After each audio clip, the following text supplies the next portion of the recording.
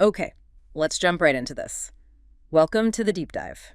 Great to be here. Today we're taking a closer look at some recent info on driver regulations across different U.S. states. Yes, specifically stuff about handling your phone, your electronic devices, and also a bit on automated enforcement, right? Exactly. We've Yeah. got the articles, the notes you pulled together, and our mission really is just to unpack what this all means for you, the driver, based purely on this material we have. And some of these details in the sources might actually surprise people. I think so too.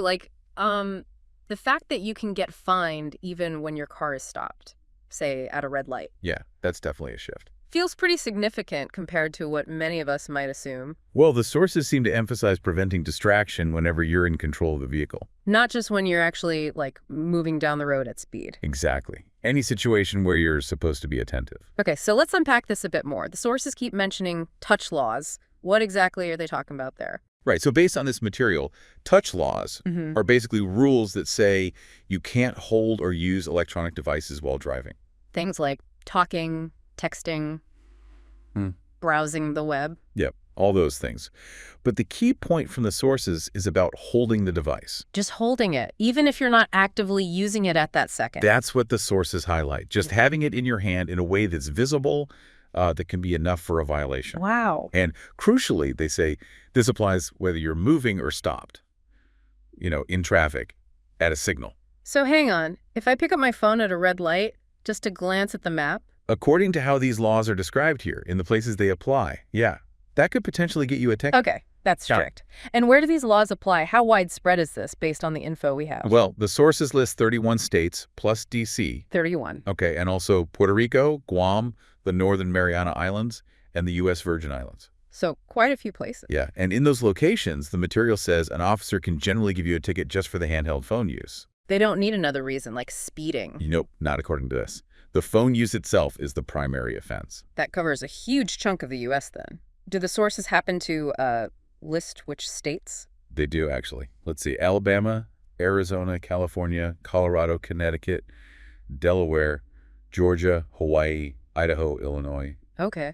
Indiana, Iowa, Maine, Maryland, Massachusetts, Michigan, Minnesota, Missouri, Nevada, New Hampshire, New Jersey, New York, Keep going. This is important for listeners. right, Ohio, Oregon, Rhode Island, Tennessee, Vermont, Virginia, Washington, and West Virginia. That's quite the list. It really shows these laws are becoming pretty common. Definitely seems to be the trend reflected in these sources. Now, the material also mentioned that not every state has a complete ban on holding devices, right? That's correct. It notes some states might have restrictions, maybe just for, say, newer drivers or school bus drivers, but not a full ban for everyone. But texting is mostly banned everywhere. Yeah, the sources add that most states do ban texting while driving across the board. Okay. So these laws are strict. They're in a lot of places, even when stopped. What about penalties? What do the sources say happens if you violate these rules? Well, you're looking at fines. The sources mention penalties going up to $450. $450? That's a pretty steep fine for a traffic ticket. It is.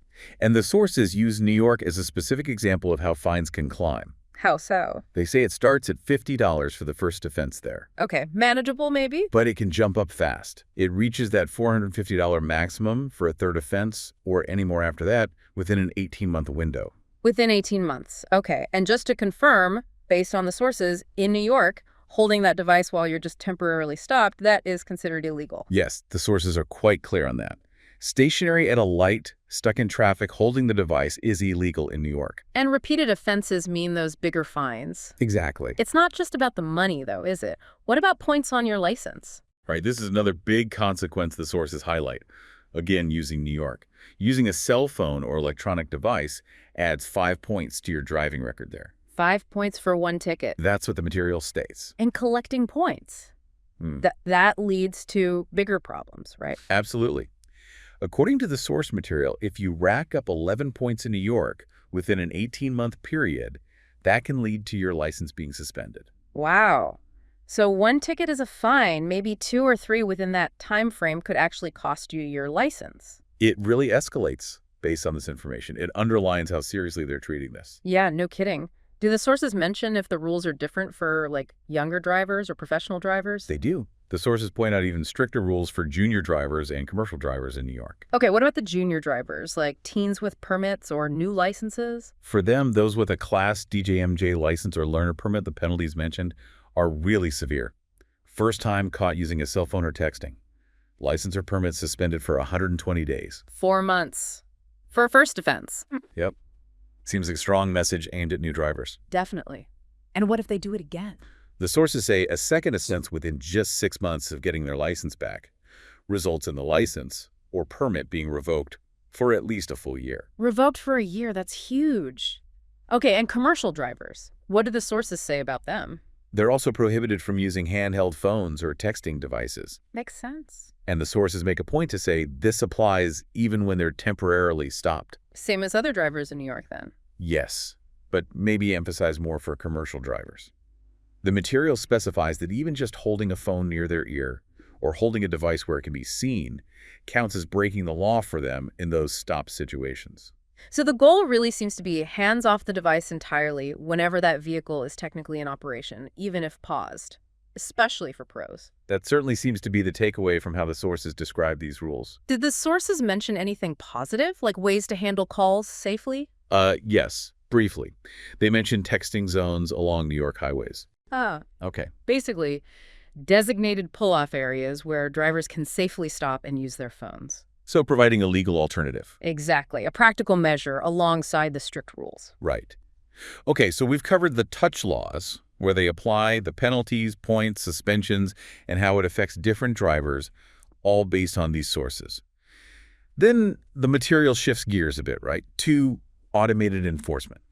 Yeah, this is where technology comes into the picture for catching violations. What did the sources describe here? They talk about a program called ABLE. That stands for Automated Bus Lane Enforcement. ABLE. Yeah. And where did the sources say this is being used? According to the material, it's active in Culver City, which is a suburb of Los Angeles. Okay, LA area. How does this ABLE system work based on the notes? It uses cameras, but they're mounted right onto the city buses themselves. On the bus. Interesting. Yeah, and these cameras record violations happening in the bus lanes, basically in real time as the bus drives its route. So catching cars that shouldn't be in the bus lane, presumably? That seems to be the focus, yeah. Keeping those lanes clear. And the sources state the fine is $293 per ticket caught by this system. Ouch. $293. Is that ticket issued automatically right there? Not quite instantly. The sources explain that the footage from the bus camera gets reviewed manually first. By who? By city staff, it says. Then, after they review it and confirm the violation, the citation gets mailed to the owner of the vehicle. Okay, so there's a human check. But the big thing here, highlighted in the sources, seems to be that no police officer needs to actually witness it happen live. Exactly. That's the key point the sources make about this system. The camera on the bus gets the evidence, and that's used to issue the ticket later, without an officer having to be right there on the scene. And the sources specified this is running on the city bus vehicles in Culver City. That's correct. That's the specific program mentioned in the material. Okay. So let's try and pull this deep dive together based on everything in these sources we've discussed. Sounds good. We've seen, based on this info, that laws about handling phones while driving are getting much stricter in many places. Yeah, the whole touching aspect, even when stopped, is a big change highlighted here. Right. And violating these laws isn't trivial. The sources point to serious penalties, big fines, points on your record. And even losing your license, as that New York example illustrates. Then there's the other angle technology being used for enforcement, like that ABLE bus camera system in Culver City, catching violations without an officer needing to be present. Automated enforcement is definitely part of the picture presented in these sources. So understanding these details from the sources is, well, pretty crucial for anyone driving today. It affects how you can legally and safely interact with your devices, or rather, not interact with them when you're behind the wheel or even just paused at a light. It really underscores a growing focus on driver attention, it seems, using both tougher laws and new tech, as described in this material. Definitely. And maybe it leaves us and you, the listener, with something to think about based on these sources. What are the broader implications here? Laws penalizing just holding a phone when stopped, or automated systems issuing tickets without direct human observation on the spot. Yeah, how might these approaches change how people drive long-term, and what sort of new questions does this raise about fairness or privacy in traffic enforcement down the road? Lots to consider.